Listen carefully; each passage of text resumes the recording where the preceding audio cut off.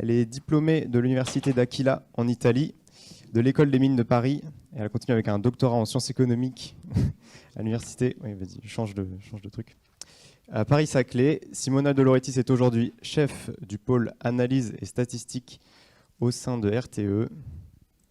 Et aujourd'hui, Simona va nous parler des conclusions du rapport Futur énergétique 2050 et peut-être du BP qui est sorti récemment.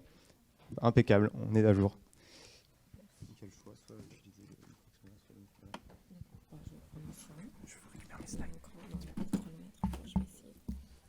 25 minutes. Merci. Donc moi, il est activé, hein? Ah si, c'est bon. Donc bonjour à tous.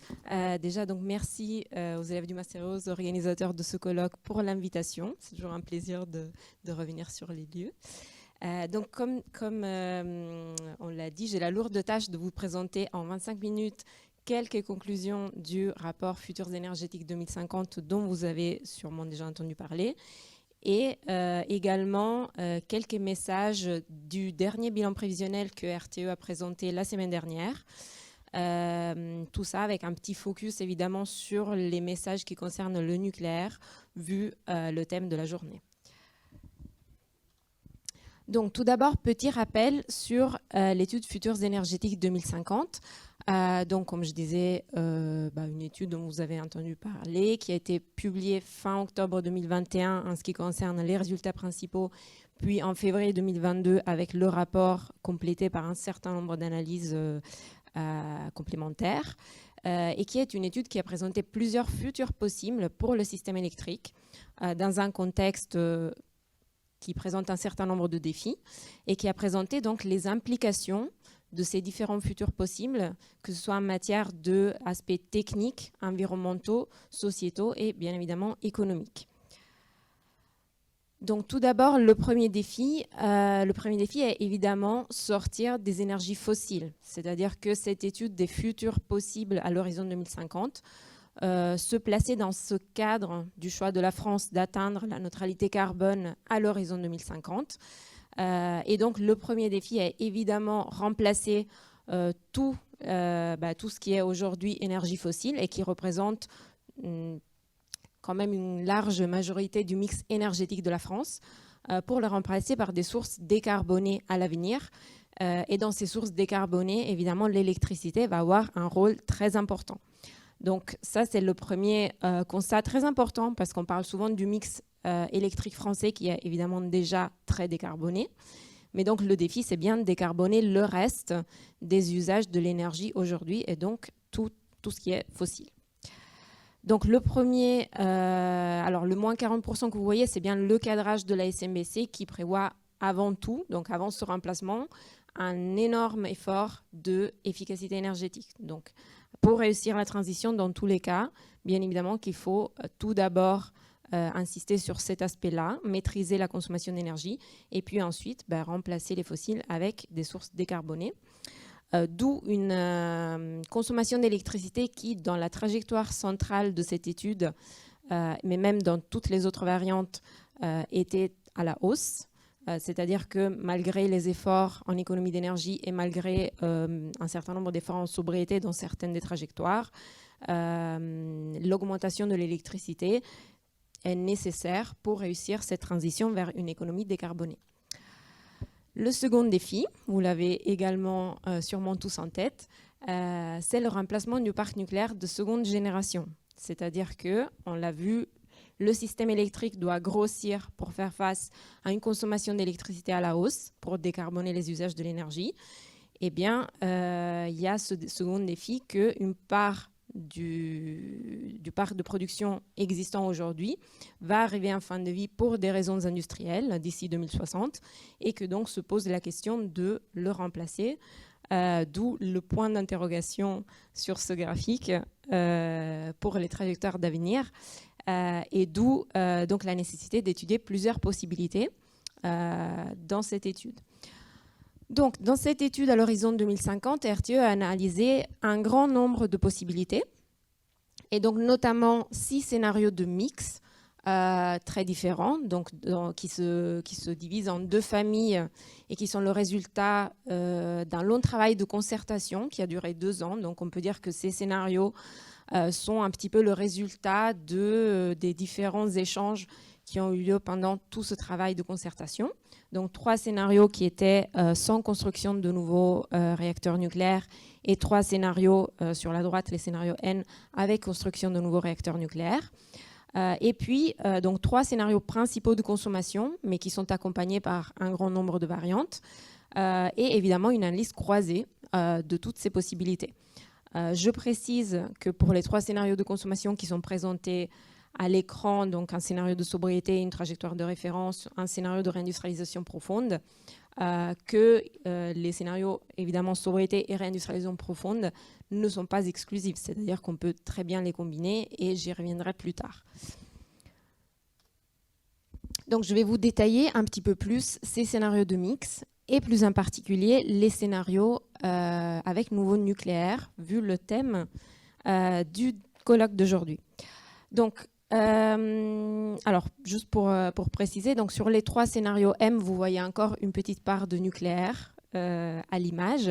C'est parce que les mix qui sont représentés à l'écran sont des mix à l'horizon 2050 et que donc même dans les scénarios sans nouveau nucléaire, il reste une petite part dans les scénarios M1 et M23 de nucléaire en 2050 qui correspond au dernier réacteur de Flamanville, alors que dans le scénario M0, il y a une fermeture anticipée des réacteurs et donc on atteint le 100% renouvelable en 2050.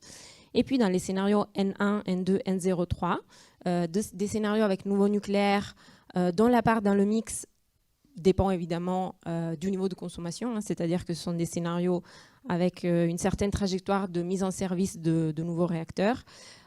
Et les parts dans le mix que vous voyez sont représentées pour la trajectoire de consommation de référence. Puis évidemment, elles sont variables selon la trajectoire de consommation choisie. Donc pour vous donner quelques détails en plus sur ces trajectoires avec nouveau nucléaire, vous le voyez à l'écran. Alors vous avez un pointillé et une trajectoire qui représente le rythme historique de mise en service des capacités nucléaires. Donc ça, c'est le rythme historique de l'époque 1978-2002. Et puis les 3 trajectoires retenues pour cette étude. Donc comme je disais, là également, des trajectoires qui ont été discutées pendant les 2 ans de concertation et qui donc reflètent également la vision de la filière nucléaire qui a bien évidemment participé à ces échanges. Donc nous avons un scénario N1 ou une trajectoire basse, on va dire, de construction de nouveaux réacteurs qui prévoit la mise en service de 6 nouveaux réacteurs entre 2035 et 2045 et puis d'une paire tous les 5 ans à partir de ce moment-là. Donc, ce qui fait qu'à l'horizon 2050, dans ce scénario, il y a 8 nouveaux EPR mis en service. Ensuite, dans la trajectoire N2, donc trajectoire haute de construction de nouveaux réacteurs, il y a également 6 nouveaux réacteurs entre 2035 et 2045, puis une accélération dans le rythme, c'est-à-dire une nouvelle paire tous les 3 ans à partir de 2044, sachant que celui-ci est, on va dire, le rythme maximal qui, au moment de la concertation, a été communiqué par la filière comme réaliste. Et puis, dans le scénario N03, vous voyez, il y a une trajectoire encore un petit peu plus haute. La différence, donc, le rythme de mise en service des nouveaux réacteurs est le même que dans les trajectoires N2, mais cette fois-ci, il y a également quelques SMR qui sont mis en service d'ici 2050 et puis aussi une trajectoire ralentie de fermeture des réacteurs existants. C'est-à-dire que dans ce scénario, l'ensemble des fermetures qui étaient prévues d'ici 2035 sont reportées. Et puis également, il y a une prolongation de la durée de vie au-delà de la 5e visite décennale et même pour certains réacteurs, une prolongation de la durée de vie au-delà de la 6e visite décennale, sachant que ces prolongations sont évidemment à instruire avec l'autorité de sûreté. Donc, pour résumer, les 2 enseignements principaux de cette analyse sur les différents scénarios de mix sont que atteindre la neutralité carbone en 2050 est impossible sans un développement significatif des énergies renouvelables, parce que vous l'avez vu, même dans les scénarios avec du nouveau nucléaire, même dans les scénarios avec beaucoup de nouveaux nucléaires, il reste quand même à développer de manière significative le parc renouvelable. Développement qui devient très ambitieux et très ambitieux dans le cas où on se passerait de construction de nouveaux réacteurs. C'est-à-dire que dans les scénarios sans nouveaux réacteurs nucléaires, pour atteindre le même objectif de neutralité carbone, il faudrait avoir des rythmes de développement des renouvelables qui sont plus élevés que ceux qu'on a observés jusqu'à présent, même dans les pays européens les plus dynamiques. Voilà, donc quelque chose que je n'ai pas précisé sur les 6 scénarios de mix, ils sont tous construits pour atteindre le même niveau de sécurité d'approvisionnement à l'horizon 2050 et 2060. Donc dans tous ces scénarios, la sécurité d'approvisionnement est garantie. Ils diffèrent évidemment par les moyens d'y arriver. Ils présentent chacun ses défis, donc parfois un peu plus, parfois un peu moins, mais ils présentent tous leurs défis. Donc, je vais parler rapidement maintenant des résultats économiques qui sont juste un des volets, donc évidemment de l'étude. Comme j'ai dit, il y a également des analyses environnementales, sociétales, etc. Pour faire un petit focus sur les résultats économiques, le premier message que je peux mettre en avant, c'est que quand on regarde donc, les coûts complets, donc là on parle de coûts complets du système électrique annualisé, c'est-à-dire qu'il ne s'agit pas que du coût de production. Donc, quand on regarde le coût de production, on voit que le coût des scénarios avec ou sans nouveau nucléaire est relativement proche. Il n'y a pas d'écart très significatif. Donc, on va dire qu'au niveau des coûts de production, les renouvelables peuvent quand même être compétitives. C'est en revanche, quand on regarde les coûts des flexibilités, qu'on voit bien qu'ils sont bien plus élevés dans les scénarios où la part de renouvelables est très importante, voire prépondérante. Dans les flexibilités, j'inclus beaucoup de types de flexibilités différents, c'est-à-dire évidemment la flexibilité de la demande qui va jouer un rôle fondamental dans les années à venir, et puis également évidemment du stockage par batterie, du stockage hydraulique, du développement des interconnexions. Voilà.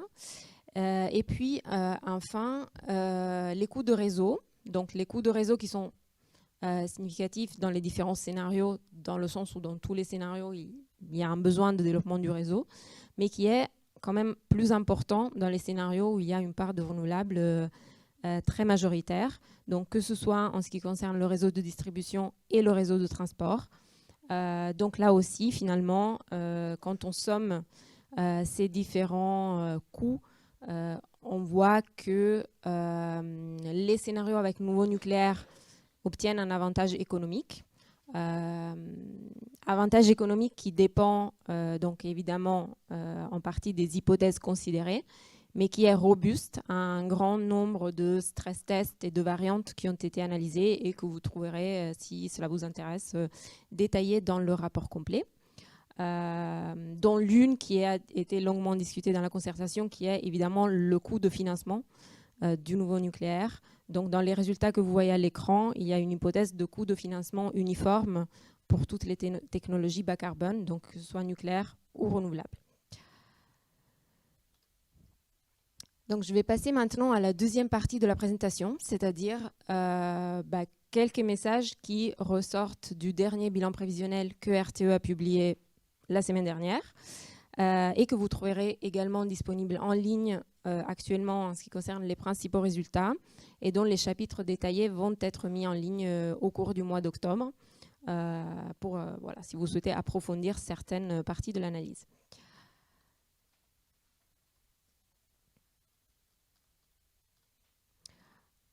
Donc, cette étude reprend évidemment les analyses des futurs énergétiques et les précise sur la première partie de la période, donc la période 2023-2035, en mettant à jour un certain nombre d'hypothèses importantes pour les analyses, parce qu'il y a eu un certain nombre de changements depuis la publication des futurs énergétiques 2050, et donc notamment deux nouvelles ambitions. Donc sur le plan des ambitions, il y a évidemment les nouveaux objectifs climatiques européen à l'horizon 2030, donc le Fit for 55, dont on discutait déjà depuis des années, mais qui est devenu effectif depuis la publication des futurs énergétiques.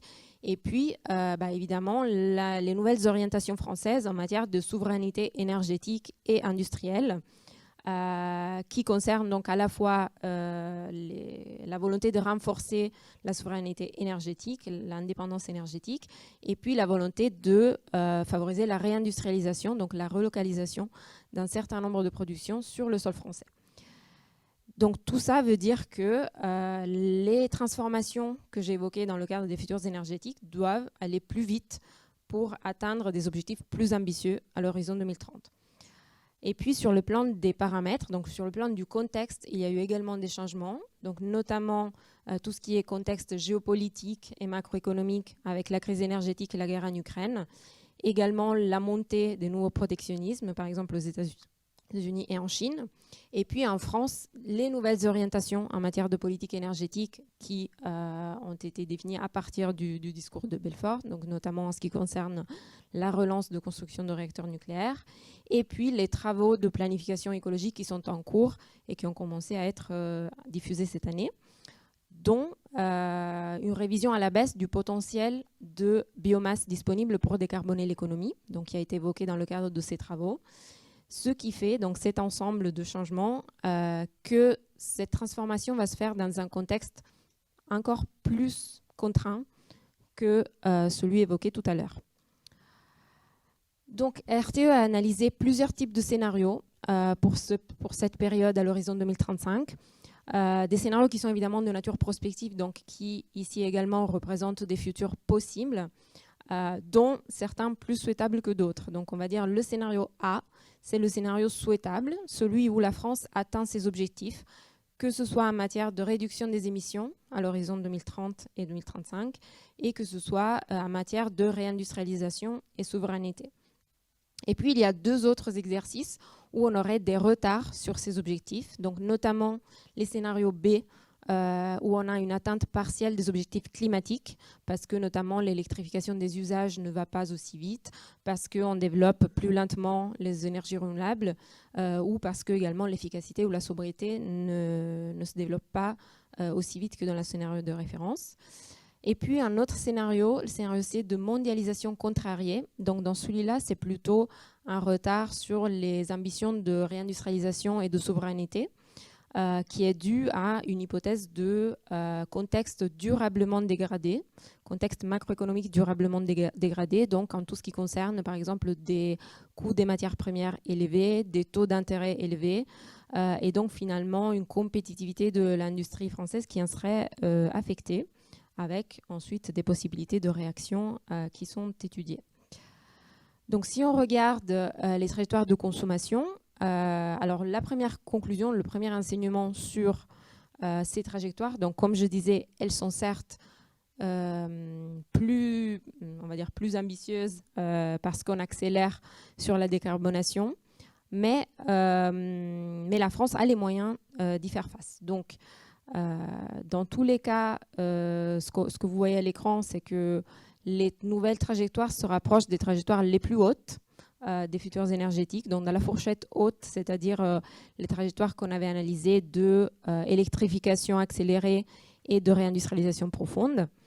En ce qui concerne le scénario A, donc d'atteinte des objectifs, puis évidemment des trajectoires légèrement plus basses pour les scénarios B, où notamment l'électrification des usages est ralentie, et puis le scénario C de mondialisation contrariée.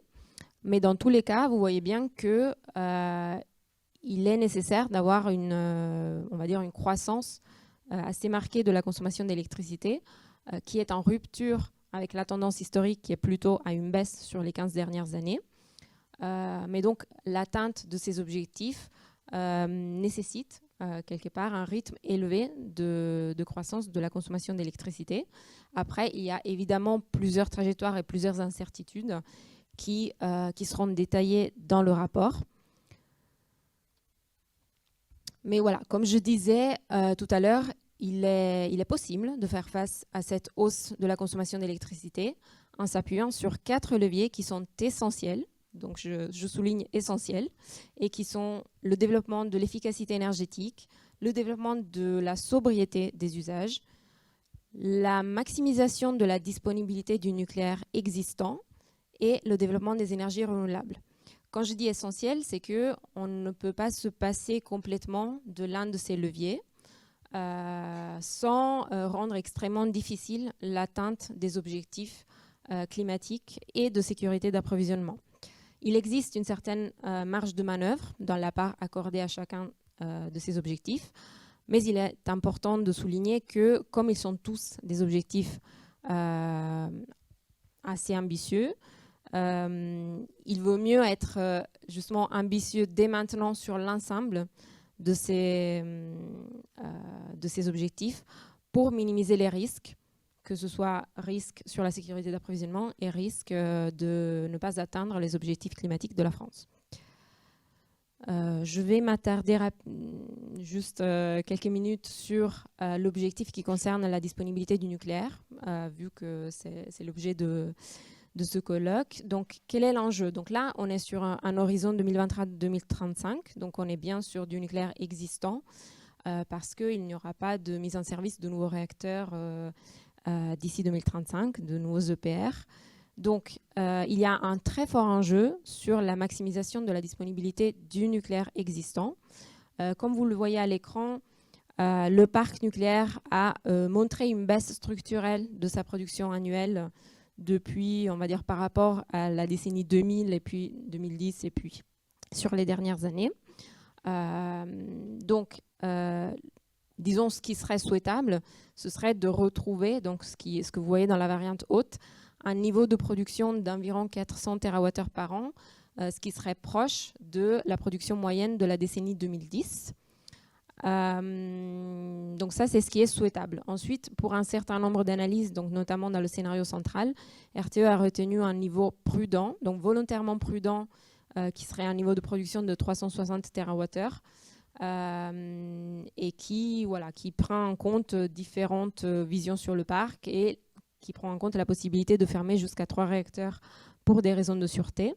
Et puis, il y a également une analyse de différents stress tests pour prendre en compte des scénarios éventuellement dégradés. Mais voilà, on va dire que dans tous les cas, l'enjeu au cours de la prochaine décennie est de retrouver un niveau de production nucléaire suffisant pour le parc existant, ce qui permettrait, comme je le disais, de minimiser les risques et puis donner un petit peu plus de marge sur les autres leviers que j'ai évoqués. Et puis, il y a un dernier point sur la modulation du parc nucléaire, parce que c'est une question qui revient assez souvent sur est-ce que quand il y aura plus d'énergie renouvelable, le parc nucléaire sera forcé à moduler plus. Alors, ce qui ressort des premières analyses, il faut rappeler, c'est que le nucléaire module déjà aujourd'hui pour différentes raisons, dont des raisons d'optimisation du stock de combustible. L'augmentation de la part d'énergie renouvelable fait que le nucléaire modulera peut-être plus pour des raisons de prix bas, donc de manque de débouchés économiques, mais pas forcément à moduler davantage qu'aujourd'hui dans l'absolu.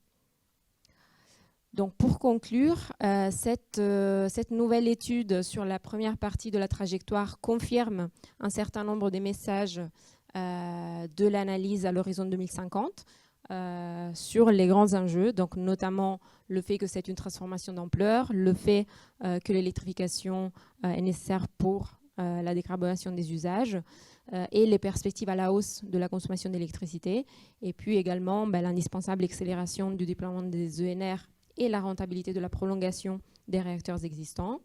Et puis évidemment des investissements importants, que ce soit dans les réseaux ou dans les moyens de production. Et surtout, enfin, l'urgence à agir dès maintenant, donc sur les 4 leviers que j'ai évoqués, c'est-à-dire l'efficacité énergétique, la sobriété, les renouvelables et le nucléaire. Merci beaucoup.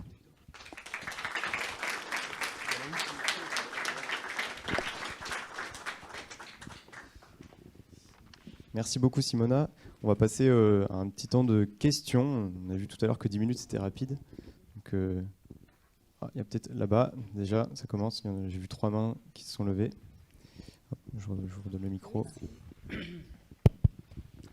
Alors, merci pour votre étude et pour votre présentation. J'ai deux petites questions. La première, c'est quel est le scénario considéré dans votre, du coût de variation de l'uranium dans votre étude de coût complet à l'horizon 2060? Ce qui nous amène à la deuxième question. Dans la mesure où l'attractivité du nucléaire dépend fortement du faible coût de l'uranium, comment le nucléaire peut garder sa place de leader dans la stratégie de décarbonisation si le cours de l'uranium tend à augmenter, voire sensiblement, notamment du fait de difficultés d'approvisionnement ou de conflits géopolitiques? Merci pour votre question. Effectivement, c'est une question intéressante. Donc, pour le coût exact, pour toutes les hypothèses, j'avoue, je ne les ai pas en tête. Donc, je vous invite à consulter les annexes des futurs énergétiques. Il y a, je pense, une centaine de pages d'annexes avec toutes les hypothèses qui concernent notamment les coûts et les différentes hypothèses qui mènent à ces résultats. Puis comme je le disais, moi j'ai présenté un cas donc, qui était le cas avec les hypothèses de référence pour les résultats économiques, mais on a fait un grand nombre d'analyses et de stress tests en faisant varier à chaque fois différents paramètres. Et les résultats économiques, donc, ils peuvent varier en valeur absolue, mais l'interclassement des scénarios, le fait qu'il y ait un avantage économique dans les scénarios avec nouveau nucléaire, est robuste à la quasi-totalité des analyses de sensibilité que nous avons réalisées. Donc là aussi, pour les résultats précis, je vous invite à consulter le rapport.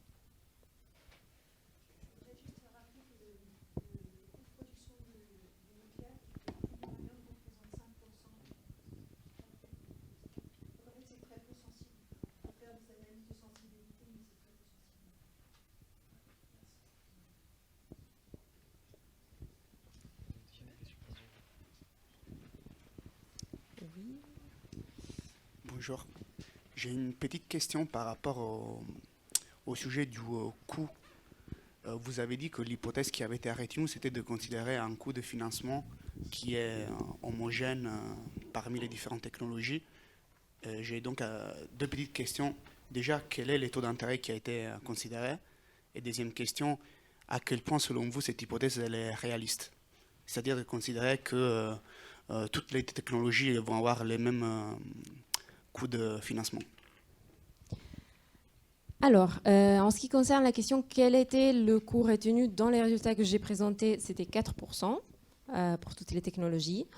Comme je disais, il y avait, comme c'était une hypothèse très débattue pendant la concertation et qu'il n'y avait justement pas de consensus entre les personnes qui considéraient que c'était réaliste de considérer un coût uniforme et d'autres qui défendaient plutôt des visions avec des coûts différenciés, nous avons testé toutes les combinaisons, donc y compris des combinaisons avec des coûts très différents pour voir les effets. Et il y a un très beau graphique que je n'ai pas inclus dans la présentation parce que je me suis dit qu'en 25 minutes, il aurait pris un certain temps à être commenté, mais que je vous invite à consulter, qui présente justement les résultats en fonction de tous ces stress tests, donc y compris un stress test avec des coûts de financement très élevés pour le nucléaire.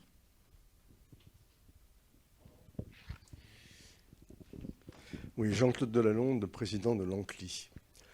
Dans tous les scénarios que vous nous avez présentés, notamment sur un qui m'interpelle, qui est le scénario C, que vous avez appelé celui en cas de mondialisation contrariée, est-ce que vous avez inclus, dans toutes les hypothèses des réactions qu'il faudrait avoir, celle où un accident nucléaire nouveau pourrait arriver dans les temps prochains? Alors, le scénario de mondialisation contrariée n'a pas grand-chose à voir avec les accidents, c'est-à-dire que c'est vraiment un scénario qui est fondé sur un contexte macroéconomique dégradé. Donc, les hypothèses portent essentiellement sur les coûts des matières premières, les coûts de financement, l'inflation, etc. Après, pour revenir à votre question sur la prise en compte des éventuels coûts d'un accident, nous avons inclus justement dans les futurs énergétiques quelques éléments là-dessus, c'est-à-dire, on va dire, sur la base des estimations des coûts d'un accident qui sont présents dans la littérature, ce qui pourrait, l'impact que ça pourrait avoir sur les coûts des scénarios. Donc là aussi, sur la base des estimations qu'on a dans la littérature qui sont des estimations de coûts probabilistes, évidemment, vis-à-vis de la probabilité qu'un tel accident se vérifie. On n'aurait pas un impact si significatif sur les interclassements des scénarios. Mais donc je vous invite à consulter là aussi le chapitre économie des futurs énergétiques qui contient quelques éléments sur cette question. Mais mon interrogation était moins, mais je l'ai dit en 2 temps bien sûr, parce que je m'attendais à ce que vous indiquiez ce schéma du coût. C'était plus par rapport à la dernière slide où vous avez annoncé les 4 urgences qu'il y avait. Et c'est de celles que l'on doit, me semble-t-il, avoir en tête, c'est quelle serait la réaction de la population, du public, à tous les scénarios que l'on peut avoir en tête. Et celui que je pense est tout à fait logique du mix énergétique, quelle serait la réaction du public si vous n'intégrez pas dans les 4 urgences une 5e, celle du public, de l'information du public. Pour reprendre un terme qui m'a beaucoup plu, j'y reviendrai dans mon intervention ce soir, j'ai plus votre nom, Monsieur Vité, le mot adhésion. Je pense que dans tous ces projets, il est nécessaire d'avoir l'adhésion du plus grand nombre. Et que faut-il faire pour avoir l'adhésion du plus grand nombre, si ce n'est de l'informer en permanence? Et je pense qu'il manque dans du moins dans ce que vous avez présenté, une 5e urgence que nos responsables n'ont pas, et j'y reviendrai aussi, c'est celui de l'information et de l'adhésion du public.